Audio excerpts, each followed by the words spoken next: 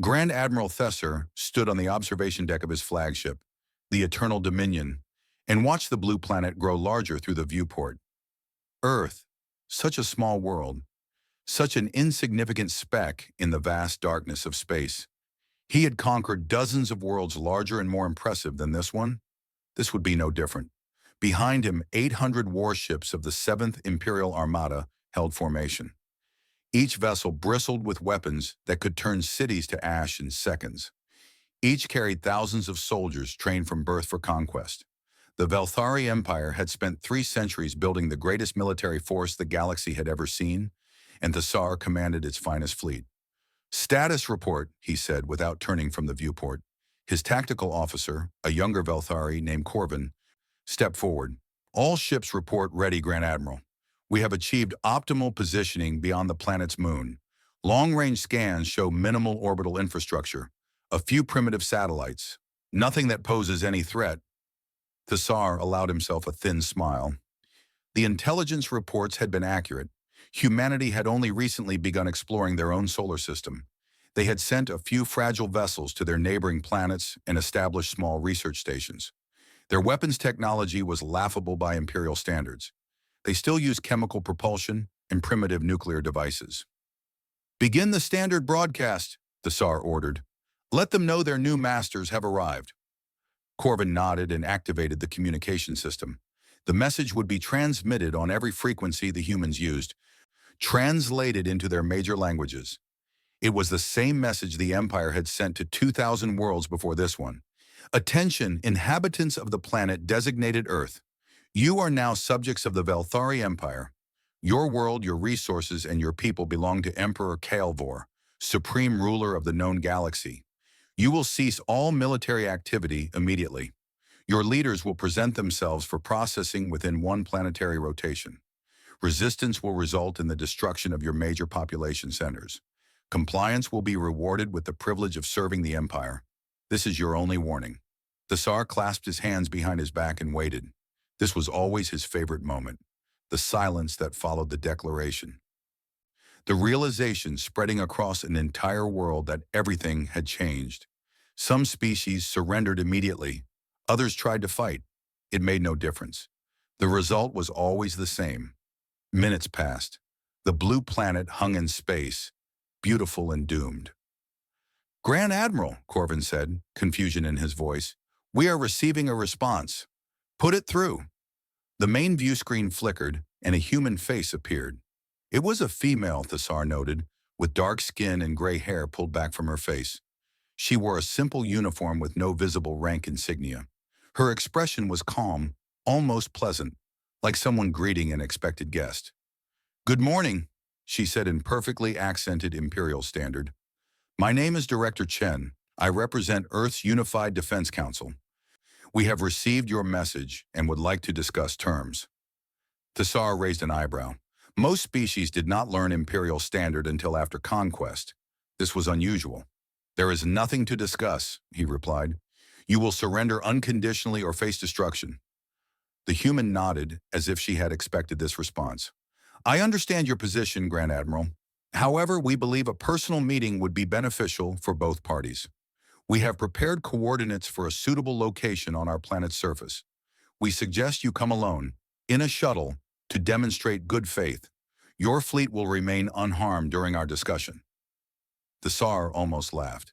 The audacity of these creatures. They were surrounded by 800 warships capable of ending their civilization, and they were making demands. "You suggest I come alone," he said, "into your territory? Do you take me for a fool?" "Not at all," Director Chen replied. "We take you for a professional military commander who wants to understand the situation before committing his forces. Your shuttle will be tracked by your fleet at all times.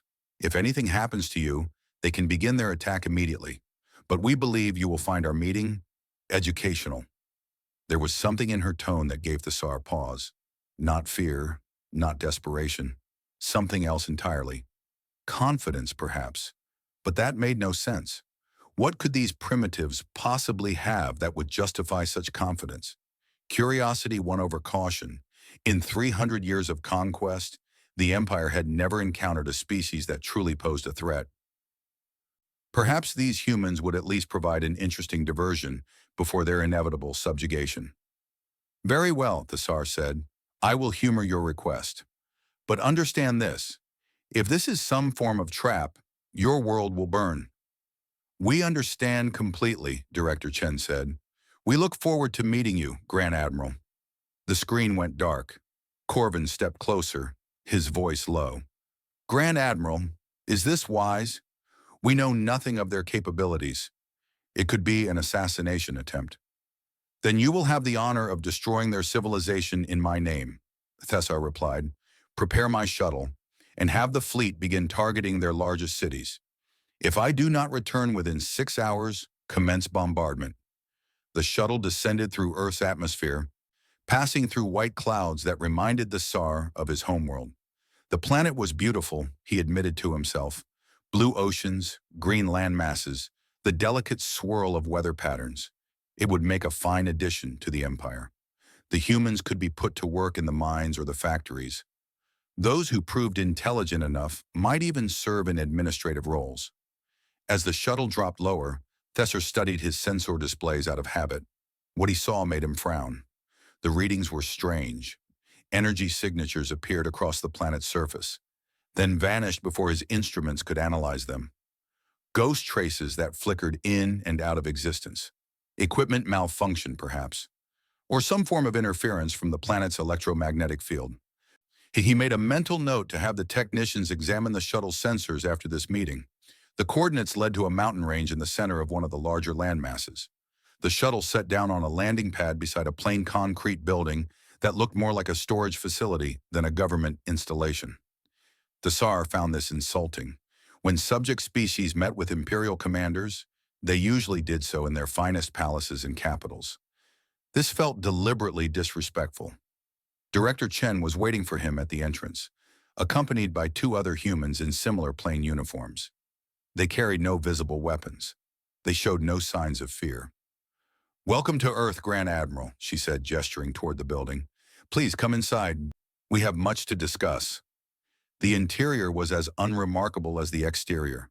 Plain walls, simple furniture, harsh lighting. They led him to a conference room with a large table and several chairs. Windows looked out over the mountain peaks. Everything felt deliberately ordinary. The Tsar remained standing. I did not come here for pleasantries, Director. State your terms of surrender. Chen sat down and folded her hands on the table. The other 2 humans remained by the door. Grand Admiral, there seems to be a misunderstanding. We did not invite you here to discuss our surrender.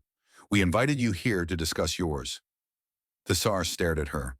For a moment he thought he had misheard. Then he began to laugh. You cannot be serious.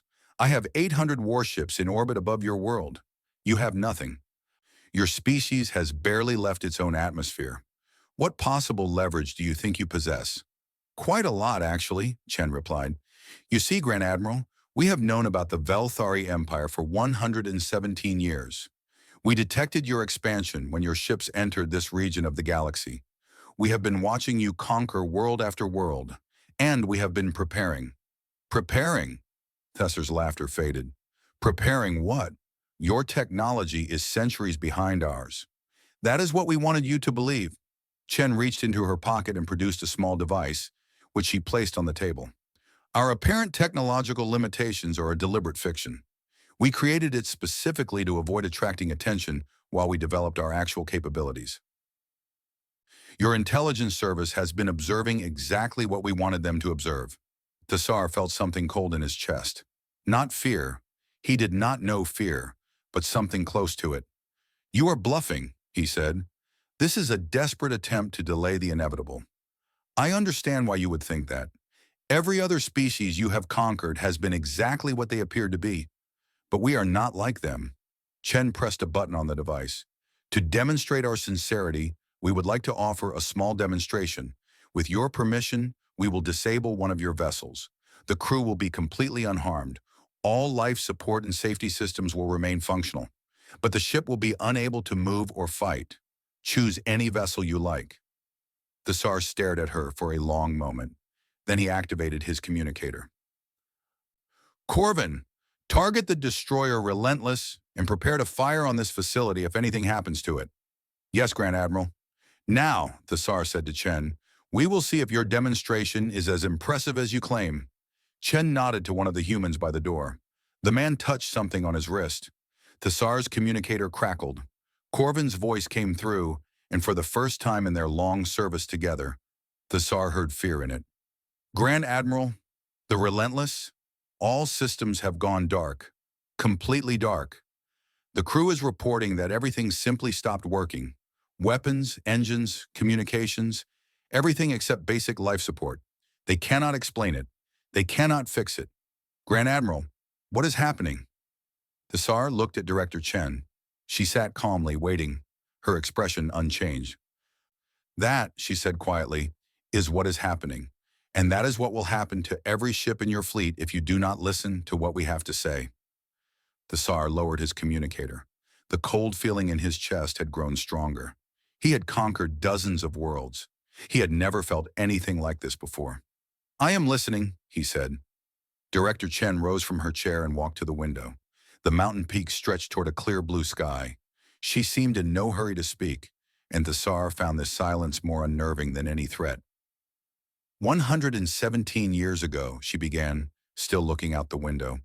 One of our deep space observation stations detected unusual energy signatures at the edge of our solar system. We investigated. What we found changed everything. She turned to face him. We found the wreckage of a ship, not one of ours. The technology was advanced beyond anything we had ever seen. And in the ship's computer, we found records, maps, history, the story of the Velthari Empire and its endless conquest. The Tsar kept his face neutral, but his mind was racing. A crashed ship. Which ship? When? The Empire lost vessels occasionally to accidents and malfunctions. But to lose one near an inhabited world without knowing it? The crew was dead, Chen continued, had been for decades, but their technology was intact. We studied it, we learned from it, and then we surpassed it. Impossible, the Tsar said. Even if you found one of our ships, you could not have advanced that quickly. Our technology is the result of thousands of years of development. Your technology, yes, but the ship we found was not Velthari. The Tsar felt his eyes widen before he could stop himself. Chen nodded. I see you understand. The ship belonged to a species called the Vorn. According to the records we recovered, they were one of the first civilizations to resist your empire. You destroyed them completely, erased them from the galaxy. But one ship escaped. It traveled for centuries trying to find help until its systems finally failed and it drifted into our solar system. The Vorn. The Tsar knew the name from ancient Imperial history. They had been one of the few species that possessed technology rivaling the early empire. The war against them had lasted generations and cost millions of lives. When the empire finally won, they had been thorough. Every Vorn world was sterilized. Every trace of their civilization was destroyed. Or so the records claimed. The Vorn were geniuses, Chen said. Their understanding of physics, of energy manipulation, of computational systems was extraordinary. What your empire built through conquest and accumulated resources, they achieved through pure intellectual brilliance. And now we have inherited their knowledge. She sat back down across from Thessar. For the past century, we have been building.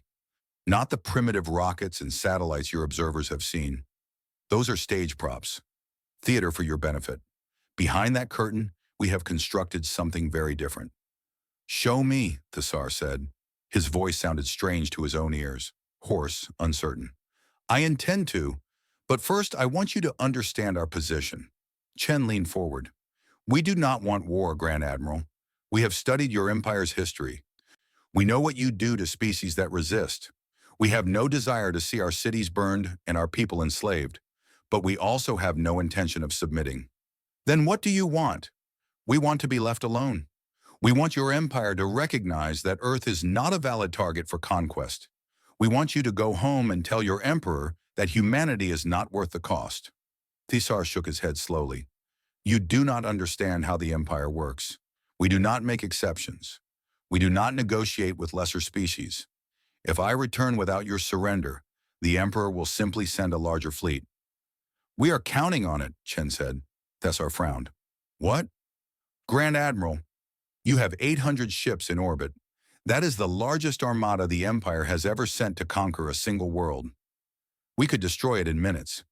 But if we did that, your Emperor would not learn the lesson we need him to learn. She stood again and gestured for Thessar to follow her. They walked through the plain corridors of the facility until they reached a large room filled with screens and control panels.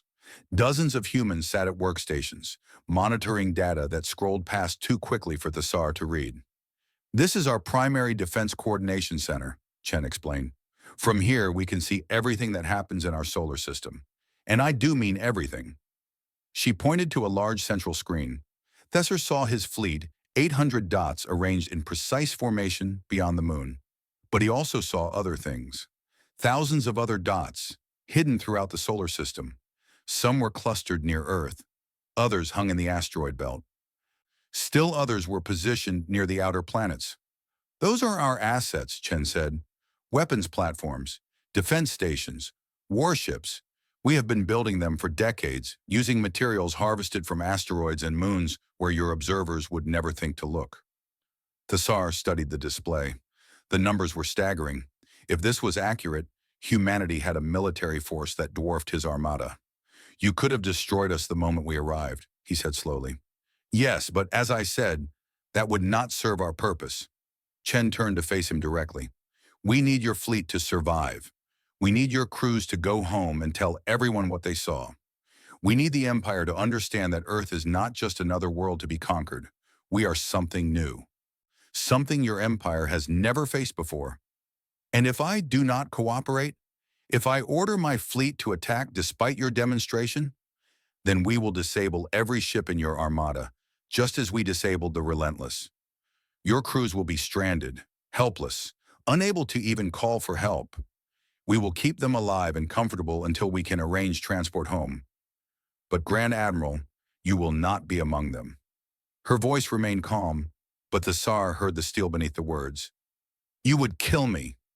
No, we would keep you here, on Earth, as our guest, for the rest of your very long life. Chen smiled and there was no warmth in it. You would live in comfort, I promise. But you would never see your homeworld again. You would never see your family again. You would spend your remaining years knowing that you failed, and that your failure was entirely your own choice. The Tsar had faced death many times in his career. He had never flinched from it. But this threat was different. This was not death. This was something worse. What exactly do you want from me? He asked. I want you to return to your flagship. I want you to take your fleet home. And I want you to deliver a message to your emperor. Chen handed him a small data crystal. This contains all the evidence you need. Sensor readings from your disabled ship. Technical specifications that your scientists will recognize as genuine and far beyond your capabilities. And a recording of this conversation. The Tsar took the crystal. It felt impossibly heavy in his hand. The message is simple, Chen continued. Earth is not available for conquest. Any future attempt to threaten our world will be met with overwhelming force. But we do not seek war. We do not wish to destroy the Empire. We simply wish to be left in peace. The Emperor will not accept this. He will see it as weakness. He will send everything he has. We are prepared for that possibility, but we hope you will help him understand the truth. Chen's expression softened slightly. Grand Admiral, you are not a fool. You can see the reality of your situation. Your empire has conquered thousands of worlds because none of them had the power to resist. But that era is over. You have finally met a species that can match you. The question is whether your people are wise enough to accept that fact, or whether they will destroy themselves trying to deny it. Thessar stood in silence for a long moment. His mind churned through possibilities, searching for some way to salvage the situation, some angle he had not considered, some weakness he could exploit. He found nothing. I will deliver your message, he said finally, but I cannot guarantee how the Emperor will respond. We understand. That is his choice to make. Chen extended her hand in what the Tsar recognized as a human gesture of agreement. Thank you, Grand Admiral. We hope this is the beginning of a new relationship between our peoples. The Tsar looked at her hand but did not take it. We are not allies, Director. We are not friends. You have humiliated me and threatened everything I serve. I will do as you ask because I have no choice. But do not mistake my cooperation for acceptance." "I would not dream of it," Chen replied, lowering her hand. "Safe travels, Grand Admiral. We will be watching." The flight back to his shuttle felt like a death march. The Tsar walked through the plain corridors of the human facility, with guards on either side, his mind still struggling to process what had happened. In a single morning, everything he believed about the galaxy had been shattered. The Empire was not invincible. The Empire could be challenged. The Empire could be defeated. These thoughts felt like treason, but he could not escape them. As his shuttle lifted off from the landing pad, Thesser looked down at the mountain facility growing smaller below. It looked so ordinary, so unimpressive. And yet within those walls, humans had shown him a future he never imagined possible. His communicator buzzed. Corvin's voice came through, tense and worried. "Grand Admiral, what happened? What are your orders?" Tassar watched Earth's blue curve fill his viewport. Such a small world, such dangerous creatures. "Set course for home," he said. "We are withdrawing." The silence on the other end of the communication stretched for several seconds. "Grand Admiral, withdrawing? I do not understand. Did they surrender?" "No, Corvin, they did not surrender." Thesser closed his eyes. "And neither did we. But we are leaving nonetheless. I will explain everything when I return to the flagship." He cut the communication before Corvin could ask more questions. There would be time for explanations later. Time for the long journey home. Time to figure out how he would tell the Emperor that the Empire had finally met its match. As the shuttle rose toward the waiting fleet, Thesser noticed something on his sensor display. The moon. Earth's single natural satellite. There was something wrong with it. The readings were fluctuating wildly, as if the moon itself was moving. Then he saw it. The surface of the moon was splitting open. Great sections of rock and dust were falling away, revealing something beneath. Something massive. Something that glowed with energy signatures that made his instruments scream warnings. The moon was not a moon. It was a weapon. Thesser stared at the viewport, watching humanity's true power reveal itself, and felt the last remnants of his certainty crumble to dust. The moon continued to transform as Thesser's shuttle raced toward his flagship. What had appeared to be a natural satellite was shedding its disguise like a snake shedding its skin. Massive panels of rock and ice fell away into space, revealing a structure of gleaming metal and pulsing energy beneath. The thing was enormous, larger than any space station the Empire had ever constructed. Weapons arrays the size of cities pointed outward in every direction. Sensor dishes that could probably track a single ship across half the galaxy rotated slowly into position. Corvin's voice came through the communicator again, raw with disbelief. "Grand Admiral, are you seeing this? The moon? It is not a moon. What is that thing?" "I do not know," Thesser replied honestly, "but I suspect we are about to find out." He docked with the Eternal Dominion and made his way to the bridge as quickly as dignity allowed. His officers gathered around him, their faces showing various stages of shock and confusion. None of them had ever seen anything like this. None of them had ever imagined it was possible. "Report," the Tsar commanded, taking his position at the central command platform. Corvin stepped forward, his voice shaking slightly. "The object that was the moon appears to be a fully armed battle station of unprecedented scale. We are also detecting additional signatures throughout the system. Hundreds of them. They are emerging from hiding places in the asteroid belt, behind planets, even from beneath the surface of other moons. Grand Admiral, we are surrounded." The main view screen showed the tactical situation. 800 Imperial warships clustered in formation, and around them, emerging from every corner of the solar system, came the human fleet, sleek vessels unlike anything in Imperial records. Ships that moved with impossible grace and speed. Ships that radiated power. Thesser had counted the dots on Director Chen's display. He had known the humans possessed superior numbers, but seeing them appear in real space, watching them take position around his armada like predators circling wounded prey, was something else entirely. "Orders, Grand Admiral?" Corvin asked. His voice was barely a whisper. The Tsar looked at his officers, Men and women who had served with him for decades, who had conquered worlds at his command, who had never known defeat. "Hold position," he said. "Do not target. Do not fire. We are withdrawing." The bridge erupted in protest.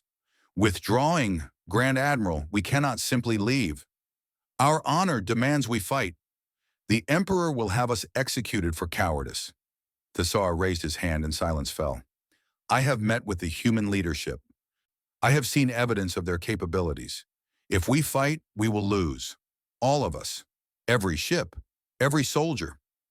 Dead or captured, it makes no difference. Our entire armada will be destroyed without inflicting a single casualty on the enemy."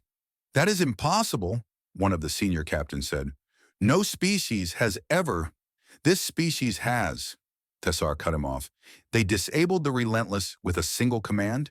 They could do the same to every ship in our fleet. They revealed their true power to make a point. They want us to understand what we face." He gestured at the view screen where human ships continued to appear. "Look at them. Count them. They outnumber us 5-1 at minimum. Their weapons technology is beyond anything we possess. That battle station alone could probably destroy half our fleet before we could return fire." The bridge fell silent again. Officers stared at the view screen, watching their certain victory transform into certain defeat. "So what do we do?" Corvin asked quietly. "We go home. We deliver the humans' message to the Emperor, and we pray that he is wise enough to accept it." Before anyone could respond, the communications officer looked up from her station.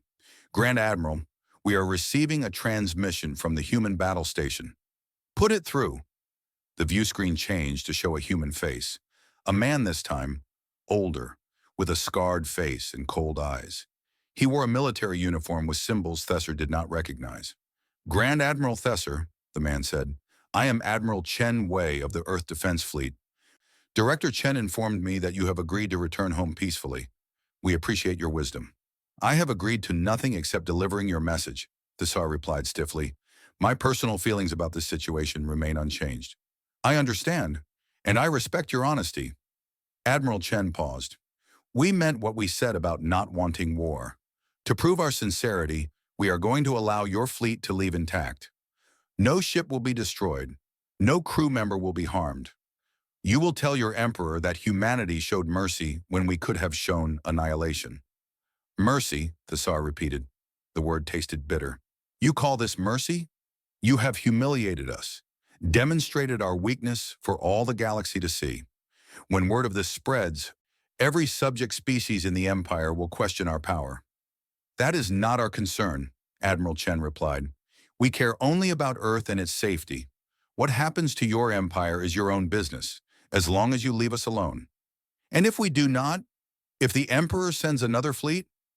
Admiral Chen's expression did not change. "Then we will destroy that fleet, and the one after that, and every fleet that follows.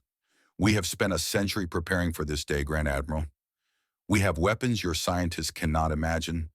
We have defenses your strategists cannot overcome. We have planned for every scenario your empire might attempt." He leaned closer to the camera. "Let me be absolutely clear. We do not want to destroy you. We do not want to conquer your worlds or enslave your people. We simply want to be left in peace. But if you force us to fight, we will fight, and we will win. Every single time, until your empire no longer exists." The Tsar believed him. That was the worst part. Looking into those cold eyes, hearing that flat voice, he believed every word. "We are withdrawing," Thesser said. "You have made your point." "Good. Safe travels, Grand Admiral. We will be watching." The transmission ended. Thesser turned to his navigation officer. "Plot a course for the nearest hyperspace jump point. Signal all ships to follow. We are leaving." The retreat began. 800 warships turned away from Earth and accelerated toward the edge of the solar system. Behind them, the human fleet held position, watching. The massive battle station that had been the moon tracked their departure with weapons arrays that could have ended them all in seconds. As the fleet traveled, Thesser reviewed the data Crystal Director Chen had given him. The technical specifications were genuine. Even his ship's basic analysis confirmed that. Human weapons operated on principles that Imperial science had never discovered. Their shields were impenetrable by any weapon in the Imperial arsenal. Their propulsion systems were faster and more efficient than anything the Empire possessed. But it was the historical data that troubled him most. The Vorn. He had learned about them in military academy centuries ago, a cautionary tale about the dangers of underestimating an enemy.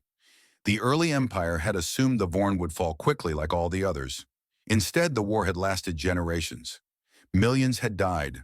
The Empire had nearly collapsed before achieving final victory. And now the humans had inherited everything the Vorn knew, had built upon it, had surpassed it. The journey home took 3 months. The Tsar had ordered minimum speed, partly to conserve fuel for the damaged ships, partly because he dreaded what awaited him at Velthar Prime. Word of the defeat had already spread through the Empire's communication networks. By the time he arrived, everyone would know. The Emperor would know. The Tsar spent the journey preparing his report. He reviewed every sensor log, every communication record, every piece of evidence the humans had provided. He wanted the Emperor to understand the truth, even if that truth was painful. Even if accepting it meant admitting that the Empire's age of unchallenged dominance was over. When the fleet finally emerged from hyperspace above Velthar Prime, they found a welcoming committee waiting. A dozen warships surrounded them immediately, weapons locked. Not enemy vessels, but Imperial ships, sent to escort him to his audience with the Emperor, or perhaps to his execution. Thesser transferred to a shuttle and descended to the planet's surface. The Imperial palace rose before him, a mountain of gold and marble that had stood for 1,000 years. Within those walls, Emperor Kelvor waited, the most powerful being in the known galaxy, the ruler of 2,000 worlds, a ruler who had just learned that his power had limits. The throne room was vast, designed to intimidate visitors with its scale. Thesser had walked this hall many times before, always in triumph. Today he walked it in defeat, and every step felt like a blow. Emperor Kelvor sat on the eternal throne, elevated above the gathered court. He was older than anyone else in the room, kept alive by the most advanced medical technology the Empire possessed. But his eyes were sharp, and his mind remained keen. He had ruled for 3 centuries. He had overseen the conquest of hundreds of worlds. He had never lost. Grand Admiral Thesser, the Emperor said. His voice echoed through the chamber. You returned to us with your fleet intact, but your mission unfulfilled. The humans of Earth remain free. Explain yourself. The Tsar knelt before the throne, as tradition demanded. My Emperor, I have failed. But the failure was not one of courage or determination. It was a failure of intelligence. We did not understand what we faced. Then help us understand, the Emperor said. What manner of creatures are these humans that they could turn back the mightiest armada ever assembled? Thesser told him everything. The meeting with Director Chen, the disabled destroyer, the revelation of the moon battle station, the human fleet emerging from hiding places throughout their solar system, the cold promise of Admiral Chen. When he finished, the throne room was silent. The gathered courtiers and officials stared at him with expressions ranging from disbelief to horror. The Emperor sat motionless for a long moment. Then he spoke. You expect me to believe that a single species on a single world has developed technology that surpasses our entire empire? I do not ask you to believe, my Emperor. I ask you to look at the evidence. Thesser held up the data crystal. Everything I have described is documented here. Sensor logs, technical analysis.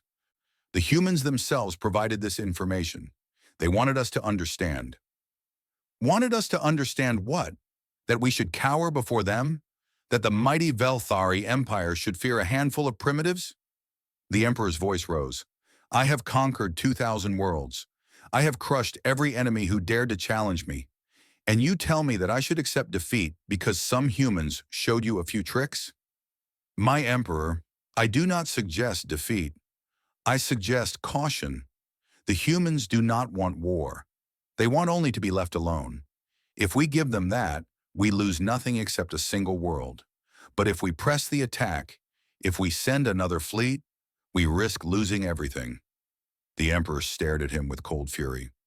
You have grown weak, Thesser. You have allowed fear to cloud your judgment. I have grown wise, the Tsar replied quietly. There is a difference. The silence stretched.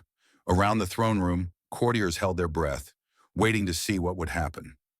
Finally, the Emperor spoke again. "You are relieved of command. You will remain in the capital while we consider our response. Admiral Vorath will take command of the next expedition." Thessar felt his heart sink.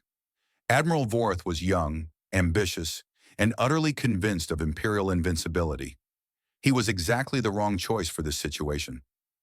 "My Emperor, please, let me speak with Admiral Vorath. Let me show him the evidence. He needs to understand." "Enough!" The Emperor's voice was ice. "You have said enough. Guards, escort the former Grand Admiral to his quarters. He is not to leave the palace grounds until further notice." The Tsar rose slowly, feeling older than he had ever felt in his long life. He had done what he could. He had delivered the warning. Now he could only watch as his emperor made the worst mistake in the Empire's history. 6 months passed. The Tsar remained confined to his quarters in the Imperial Palace, stripped of rank and honor, but not yet formally punished. He suspected the Emperor was waiting to see how the situation with Earth developed before deciding his fate. If Admiral Vorath succeeded where Thessar had failed, Thessar would probably be executed for cowardice. If Vorath failed, Thessar might be needed again. He spent his days monitoring news reports and military communications that his few remaining loyal contacts smuggled to him. What he learned filled him with dread. Admiral Vorath was assembling the largest fleet in Imperial history, 3,000 warships from across the Empire, soldiers numbering in the tens of millions, weapons that had never been used outside of testing facilities. The Emperor had decided that if overwhelming force could not conquer Earth, then impossible force would. Construction took months. Resources were stripped from dozens of worlds to supply the effort. Subject species groaned under increased tribute demands. The entire Empire bent toward a single purpose, the destruction of humanity. And through it all, reports came in from scouts sent to observe the human solar system. The humans were not hiding anymore. Their ships patrolled openly. Their battle stations were fully visible. They had even begun sending expeditions to other star systems, exploring space that had previously belonged to the Empire. But they did not attack. They did not expand aggressively. They simply watched and waited. Thessar understood what they were doing. They were giving the Empire every chance to reconsider, every opportunity to choose peace. They were making absolutely clear that they would only fight in defense. The Emperor saw only weakness. "They fear us," Admiral Vorath declared in a speech broadcast across the Empire. "They saw our first fleet and knew they could not face a full Imperial assault, so they have retreated to their single world, hoping we will leave them alone. But the Empire does not leave enemies alone. The Empire destroys them." The Tsar watched the speech from his quarters and felt sick. Then the reports started coming in. Human ships appeared at Kelrath Prime, an Imperial shipyard where part of Vorath's fleet was being assembled. They did not attack. They simply held position just outside weapons range and transmitted a message. "Stop building. Go home. Last warning." The shipyard commander ignored them and ordered construction to continue. The next morning, every ship in the yard was dead. Power systems offline, weapons disabled, propulsion destroyed. The crews were unharmed but trapped, floating in metal coffins that would never fly again. The same thing happened at 6 other locations across the Empire. Wherever Vorath's fleet gathered, human ships appeared. And wherever human ships appeared, Imperial vessels died without a single shot being fired. Vorath was furious. He demanded faster construction. He pulled ships from the borders, leaving subject worlds undefended. He scraped together every functional warship in the Empire and brought them to Velthar Prime itself, where the humans could not reach them without passing through the heart of Imperial space. But the humans did not need to come to Velthar Prime. They went somewhere else instead. The first reports came from the Draal system. The Draal were one of the oldest subject species in the Empire, conquered 8 centuries ago. They had been loyal servants ever since, providing soldiers and resources without complaint. A human ship appeared in their orbit, not a warship, a diplomatic vessel. It transmitted a message to the Draal government. "You are free. The Empire can no longer protect you. Join us, and we will ensure your safety." The Draal refused. Generations of Imperial conditioning had taught them that resistance was impossible. They informed their imperial governors of the human contact and prepared to defend against invasion. But no invasion came. The human ship simply left. A week later, human ships appeared in the Marketh system, then the Vorn system, then a dozen others. Always the same message, always the same offer. You are free. The Empire cannot protect you. Join us. At first, every species refused. The Empire was eternal. The Empire was invincible. The humans were lying. Then the news spread about the shipyards, about the disabled fleets, about the fact that the Empire's mightiest armada was trapped at Velthar Prime, unable to move without being destroyed. And the subject species began to wonder. The Kalathi were the first to accept. A small species, insignificant, conquered only a century ago. They had always resented imperial rule. When the human offer came, they took it. They expelled their imperial governors, declared independence, and requested human protection. The Empire sent a fleet to crush them. 50 warships, enough to devastate an entire world. The fleet never arrived. Human ships intercepted them at the edge of the Kalathi system. Once again, no shots were fired. Once again, every imperial vessel was disabled with impossible precision. Once again, the crews were left alive, floating helplessly in dead ships. After that, the rejections became less certain. Other species began secret negotiations with human diplomats. Some asked for guarantees, some asked for weapons, some simply asked if the rumors were true, if the Empire could really be defied. The humans answered every question honestly. They did not promise miracles. They did not claim to be saviors. They simply explained what they could do and let each species make its own choice. Within 3 months, a quarter of the Empire's subject species had declared independence.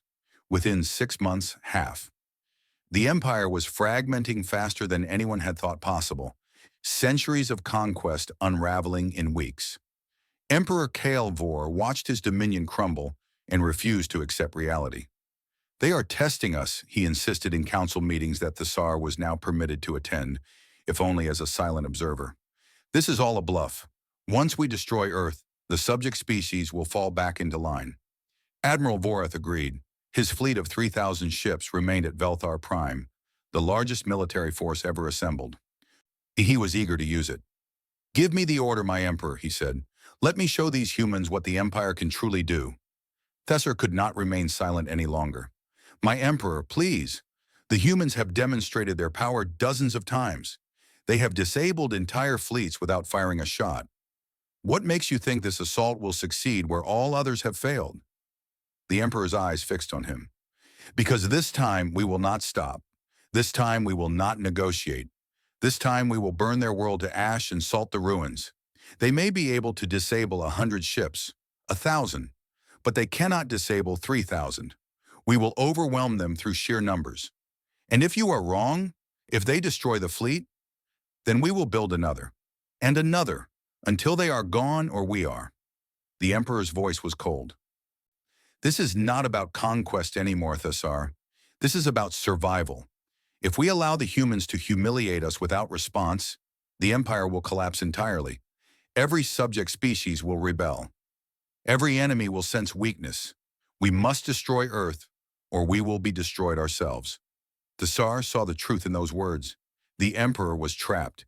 He had built his power on fear and conquest. Without the threat of overwhelming force, the Empire had nothing. The humans had not just challenged Imperial military might, they had challenged the very idea of the Empire. When do we launch? Vorath asked eagerly. Immediately, the Emperor replied. Every ship, every soldier, every weapon we possess. Go to Earth. Destroy everything. The fleet departed the next day. 3,000 warships vanishing into hyperspace, carrying the hopes and fears of the entire Empire. The Tsar watched them go from a balcony in the palace, knowing what would happen when they arrived. He had tried to warn them. He had done everything he could. Now he could only wait. The waiting lasted 2 weeks. Communication through hyperspace was difficult, so news traveled slowly. But when it came all at once. The fleet had arrived at Earth. They had formed attack formation. They had prepared to begin bombardment. And then they died. Not the crews. The humans kept their promise about that. Every soldier, every officer, every sailor was kept alive. But the ships themselves, all 3,000 of them, were destroyed. Not disabled this time. Destroyed. Torn apart by weapons that operated faster than Imperial sensors could track. Reduced to drifting debris in a matter of minutes. Admiral Vorath survived long enough to transmit a single message. They are coming, then silence. The humans did not make the Empire wait long to understand what that meant. They appeared at Velthar Prime 3 days later. Not a fleet of warships, a single ship, small, elegant, utterly unassuming.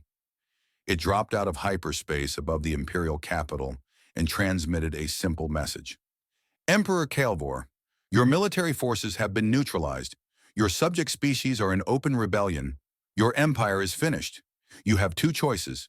Accept our terms for peaceful restructuring, or watch everything you built burn. We await your response. Thessar was summoned to the throne room immediately.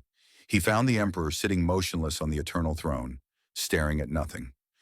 The courtiers and officials who usually crowded the chamber were gone. Only a handful of guards remained. They want to speak with me, the Emperor said. His voice was hollow, empty. They have requested that you serve as intermediary. Thessar knelt before the throne. I will do whatever my Emperor commands. Your Emperor commands nothing anymore. Calvor looked down at him with eyes that had finally accepted the truth. You were right, Thessar.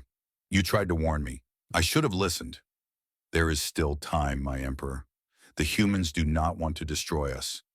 They said so from the beginning. If we accept their terms, the Emperor laughed bitterly. Do you know what their terms are? They want us to free every subject species. They want us to disarm our military. They want us to submit to inspection and monitoring. They want to reduce the Velthari Empire to a single world, just like theirs. They want to end the conquests, Thessar said quietly. They want to make sure we never threaten anyone again. Is that not the same thing as destruction? Thessar considered the question. The Empire had defined itself through conquest for 1,000 years. Without conquest, without expansion, without the endless accumulation of power and territory, what would be left? Perhaps, he said finally, but at least we would survive. At least our people would live. At least our civilization would continue, even if it takes a different form. The Emperor stared at him for a long moment. Then slowly he nodded. Go to them, Thessar. Negotiate the best terms you can. Try to preserve something of what we were. He closed his eyes. I am too old for this new galaxy the humans have created, but perhaps you can find a place in it? Thessar rose and bowed deeply.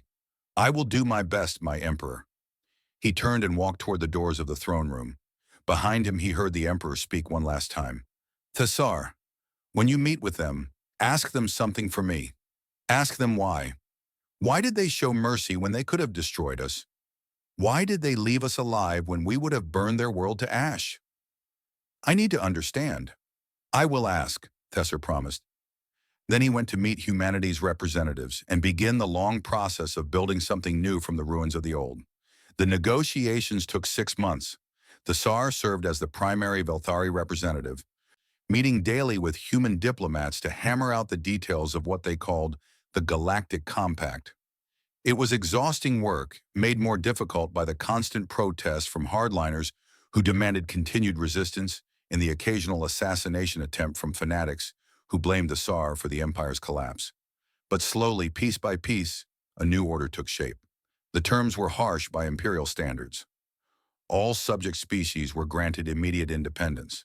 The Imperial military was reduced to a small defensive force incapable of interstellar conquest. Weapons of planetary destruction were surrendered for disposal. Velthari shipyards were converted to civilian use. Tribute payments ended forever. But the humans were not without mercy. The Velthari homeworld remained free and independent. Their culture, their traditions, their way of life were protected. They were not occupied or ruled by foreign powers.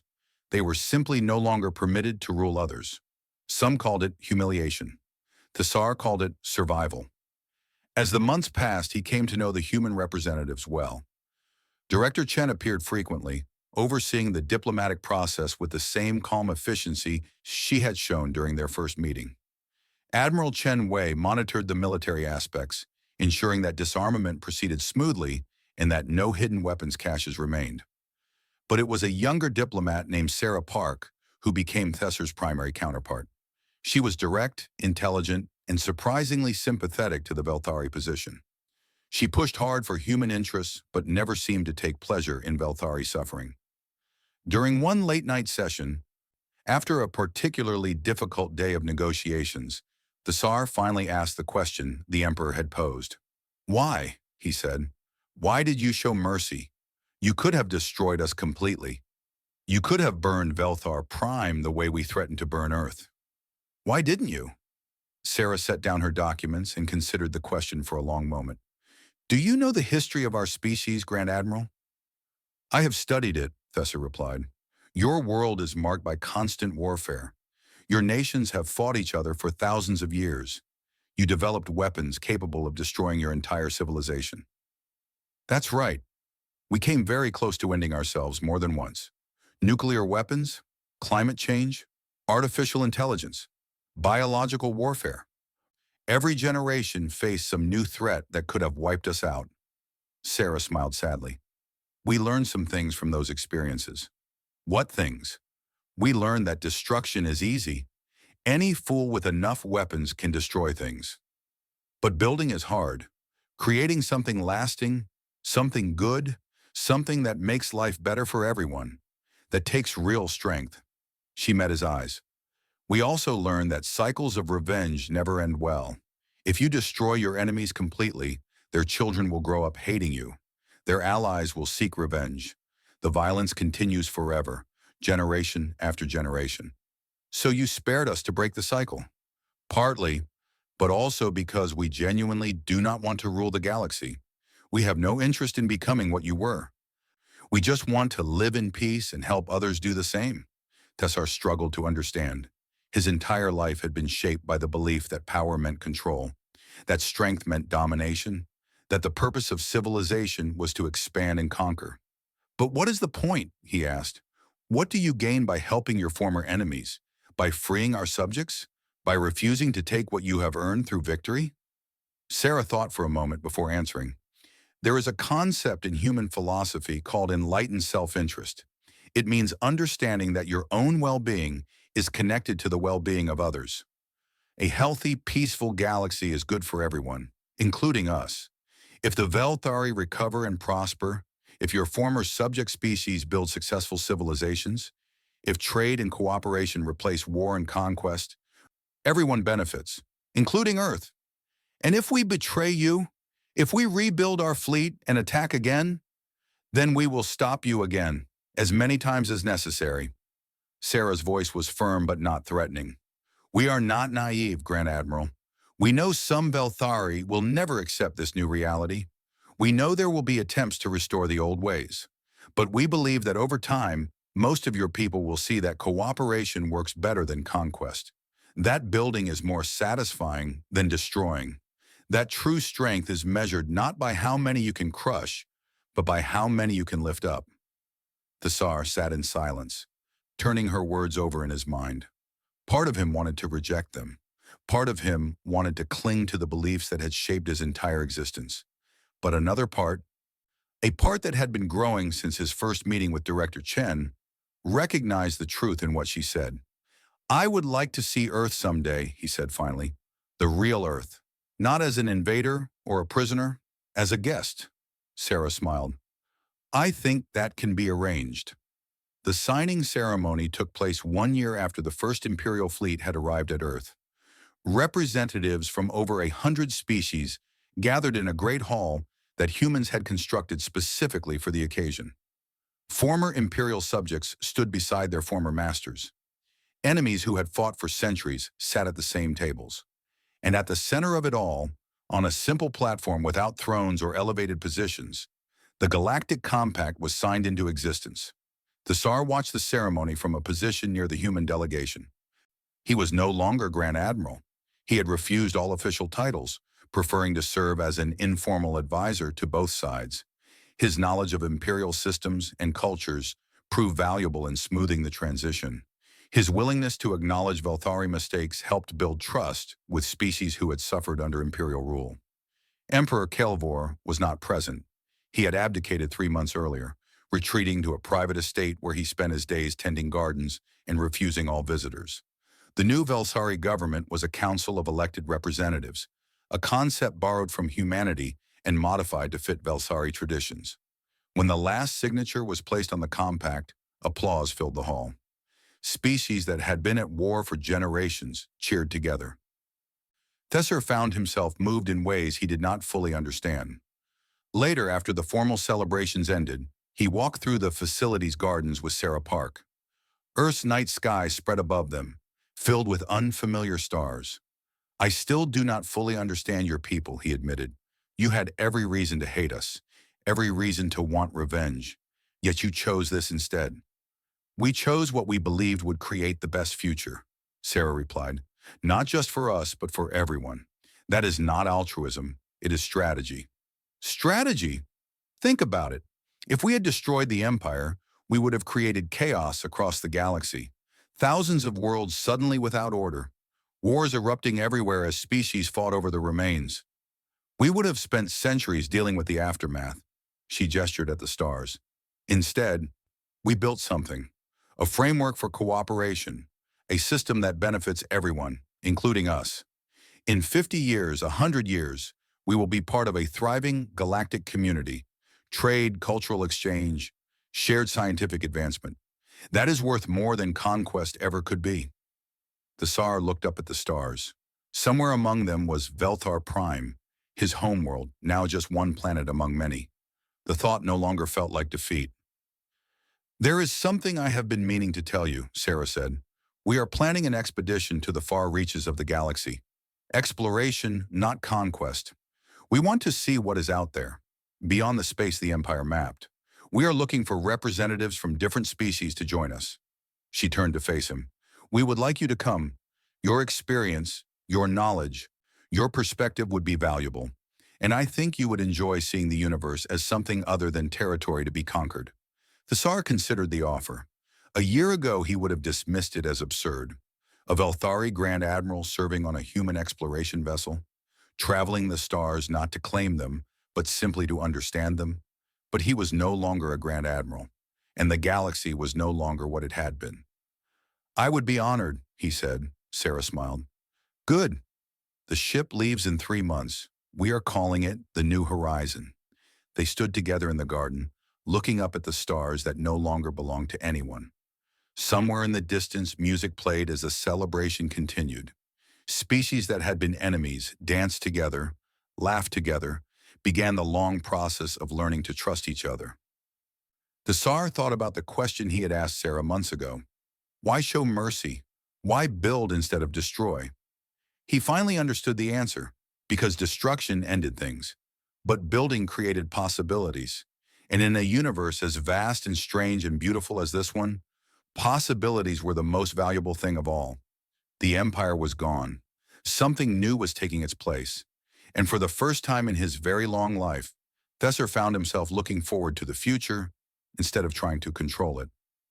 He took one last look at Earth's night sky, then turned and walked back toward the celebration. There was still work to be done, alliances to build, trust to earn, a new galaxy to explore. But that was fine, he had time, they all did.